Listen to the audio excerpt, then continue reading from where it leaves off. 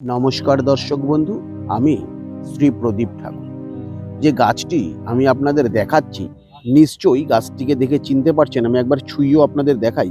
এই গাছটিকে ছুঁয়ে দিলে দেখছেন পাতাগুলো কিরকম ভাবে বন্ধ হয়ে যাচ্ছে দর্শক বন্ধু। দেখুন, এটিকে বলছে লজ্জাপতি গাছ।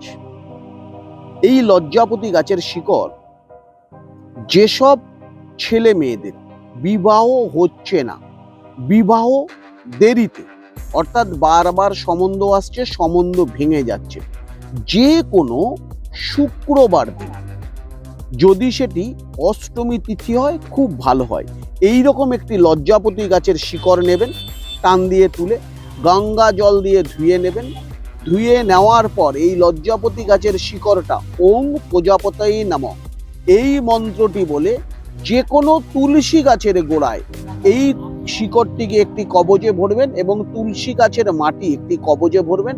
আপনার ডান হাতে যদি ধারণ করতে পারেন, অতি শীঘ্রই আপনার বিবাহ হবে দর্শক বন্ধু। এটি কিন্তু একটি জাগ্রত টোটকা। এটি অবশ্যই উপকৃত হবেন যদি সঠিকভাবে আপনি করতে পারেন।